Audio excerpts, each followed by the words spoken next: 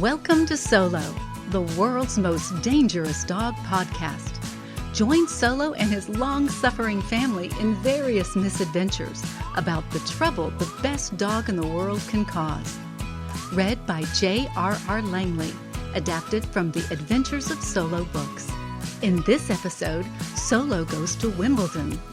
Solo's family discovers how much he loves tennis balls.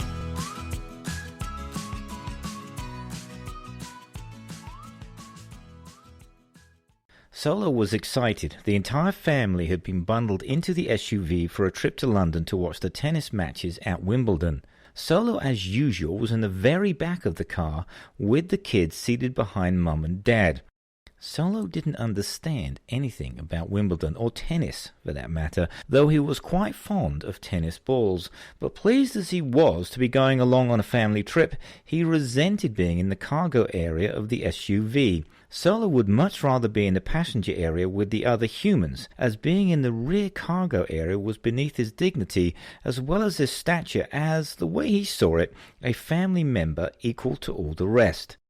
He would frequently balk at getting into the back of the car, and whenever the family finally managed to cajole, trick, or physically lift him into the back of the car, he immediately would jump over the back of the rear seat into the passenger compartment. Then Solo would get yelled at and, in time, reluctantly allow himself to be banished to the rear. Today, though, the family had kitted out the back of the SUV with Solo's bed and a thick, soft blanket to make it as appealing and comfy as they could for him.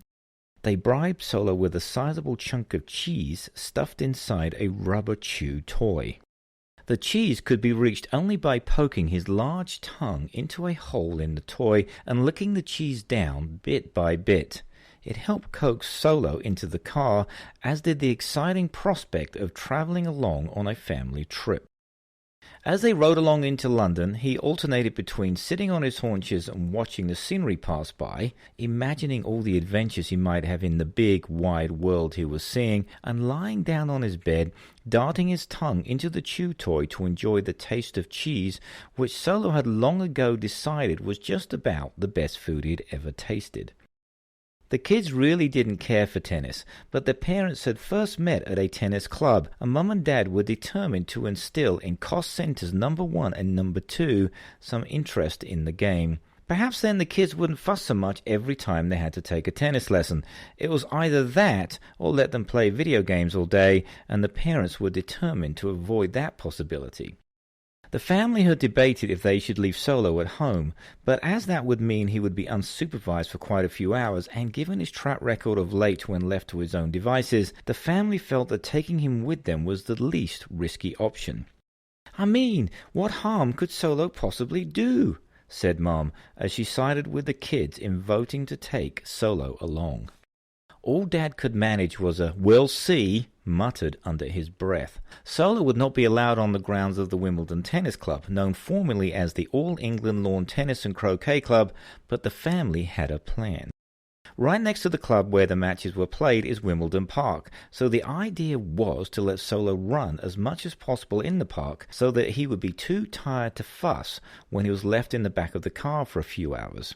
The family arrived early so as to find good parking not too far from the club and the park. This would allow them plenty of time to play with Solo and make sure he had enough tiring exercise so they could spend a few joyous Solo-free hours watching tennis and hopefully convince the kids that playing tennis was not lame.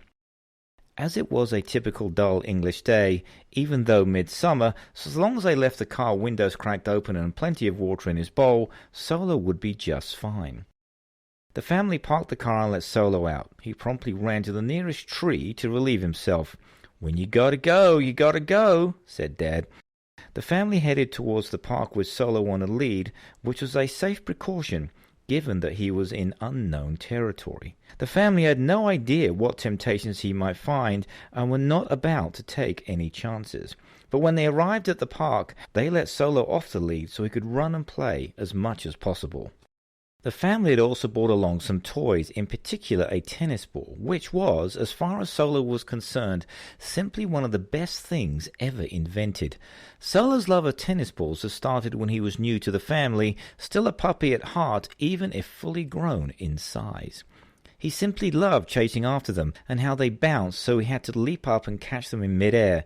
He also appreciated how they were chewable and the fact that no matter how many he destroyed, his family always brought him more to play with. But most of all, Solo loved how they smelled. He didn't know why, but for some reason the smell of a tennis ball was like the smell of a fresh apple pie or bouquet of roses would be to humans. After a few hours with Solo, most tennis balls started to smell like an old shoe, according to Dad. Nonetheless, it was always a source of amazement to Solo that the family didn't share his love of moist, well-chewed tennis balls, or old shoes for that matter. Solo had the time of his life in the park, running and fetching the tennis ball while the family enjoyed a small picnic before they headed over to watch a few hours of tennis.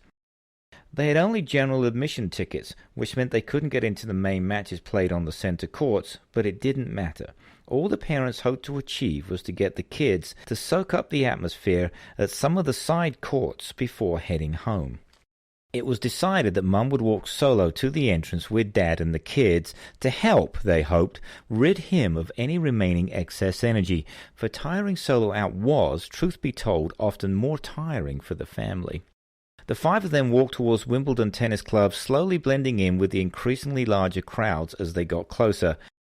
Mum and Dad began to sense a collective energy that perhaps would now hopefully start to get the kids excited by the atmosphere of the event and the wonderful game of tennis. When they reached the entrance, Mum said goodbye and arranged to meet her family at an agreed-upon checkpoint in about half an hour. She turned around and started to walk with Solo back to the car. But surprisingly, Solo really wasn't paying any attention to his surroundings or the crowds of people, many of whom said to Mum, "What a fine-looking dog." No, what got Solo's attention was the sound of the tennis courts and some of the matches being played. With his sensitive ears and amazing nose of a dog, not only could Solo hear the tempting sound of tennis balls bouncing, but he could, if he focused and turned his head just right, actually smell them too. Not just one or two tennis balls, but dozens, possibly hundreds, maybe even thousands of tennis balls. He paused for a second just to confirm that his nose was working correctly. Mom, attempting to navigate Solo through the crowds who were heading towards them in the entrance of the tournament, was unaware that Solo's nose was in extreme search mode. He was certain there were more tennis balls than he had ever imagined not too far away. Without warning, Solo decided to stop so he could focus on the mission at hand, finding tennis balls. Mum, caught by surprise by Solo's sudden halt, was pulled back with a jerk, almost losing her grip on the lead. As has been explained before, Solo is not a small dog. Solo is not a dainty dog. He is a big dog. He is a strong dog. And if Solo chooses not to move, then it is extremely hard for any human to pull him with his lead. He simply turns his head as if to say, "Go on, see if I care." Mom stopped. "Come on, Solo," she pleaded, although not too loudly, as she didn't want the hundreds of people going the other way to think she couldn't control a mere dog. But Solo wasn't paying any attention whatsoever, as he was too busy listening to a few tennis balls being hit as hard as possible and detecting the overriding smell of hundreds, maybe thousands, possibly millions of tennis balls. This was starting to become all too much for Solo. All that separated him and tennis ball heaven was a low-slung fence no more than 4 feet high, a mere trifle for a dog of Solo's age and natural athletic ability. Without even considering the consequences, he jumped with all his might cleanly over the fence, taking Mum so much by surprise that she fell sideways into the fence and lost her grip on his lead. From her somewhat crumpled position hanging onto the fence to prevent herself from falling further, she could see Solo running off in the distance towards some of the outside courts, dragging his lead behind him. "Solo!" she yelled. "Solo! Come back at once!" With an embarrassed look around at her fellow tennis tournament goers, Mum felt she had no choice but to climb over the fence as best she could, even in one of her best frocks. As she jumped down the other side, the frock caught the top of the fence and tore a large hole in the back of her dress. With a yell of frustration and placing a hand over her backside, Mum took off in the direction of Solo, who was now completely out of sight. Solo was oblivious to Mum's yelling, now running flat out, dodging in and out of the crowds of people on their way to the various matches. Only a few even noticed Solo. He was running so fast and was such a blur that even those who didn't notice him saw this speeding large white dog for only a split second before he was gone, leaving them wondering if they'd actually seen anything at all. Solo could tell he was nearing the strongest source of the tennis ball smell. His nose was starting to itch, and his mouth began to salivate at the thought of chewing on a nice, fresh tennis ball. And who knew? He might even get lucky and one of those kind humans around him would throw a ball or two for him. He neared one of the outer courts surrounded by some simple metal stands filled with a few hundred avid tennis followers seated on them. On the court were two of the world's top women players battling out for a place in the next round. As it was such a basic outer court and not one of the fancier inner courts, there was nothing to prevent Solo from getting close. He snuck under one of the stands to a spot directly behind the umpire. Solo paused for a moment to catch his breath. This was the perfect spot to look for his prize. No one could see him, and he could wait for his chance to grab a ball or two. As Solo peered through the bottom of the stand, unbeknownst to him, directly above him were Dad and the two kids. Dad was anxiously looking around for his wife, wondering where she had got to. They had agreed to meet at this outer court, as it would be less crowded and easier to find seats. He decided his wife was simply taking her time and made up his mind to relax and enjoy the match. Besides, the kids were enjoying themselves. They had ice cream, and at least that made them content. Dad put his full focus back onto the very exciting and important match. On the court, the two women eyed each other. The match was tied. The next game would be decisive. Whoever won this would be in a strong position to win the entire match and move on to the next round. The crowd was silent in anticipation as the player whose turn it was to serve took up her position. Her opponent, bent down on the other side of the net, wondered what type of serve her opponent would make. The tension was palpable. Meanwhile, underneath the stands, Solo was growing bored. As much as he looked, he could not see a single tennis ball anywhere. All he knew was he could certainly smell them. All these people in the stands were keenly focused on the court, but the two women they were watching seemed to Solo like they were just fidgeting. The serving player then opened a hand to reveal a ball. Solo's ears perked up and eyes zeroed in on the object of his quest, not more than a few feet away from him. Perhaps she knew he was there and was going to throw the ball for him. Solo felt a surge of gratitude swell up inside him. Here was a total stranger about to play with him. Never mind she was holding a rather strange-looking bat in the other hand. And seated around were all these people who would certainly be impressed by his championship ball-fetching skills. The server bounced her ball up and down a few times, preparing to hit the best serve of her life. Solo crouched into pouncing position. He decided it was time to make his move. The crowd watched silently as the one player prepared to toss the ball into the air. The receiving player held her breath as she waited for the serve. Solo needed no more hints. She was throwing the ball for him. As the ball sailed upwards at its high point, Solo leapt out from under the stands. With an almighty dash, Solo ran onto the court, dragging his lead behind him. As he did so, its hand loop caught the base of the umpire's stand, causing the entire contraption, including the umpire, to tumble over the top of the net.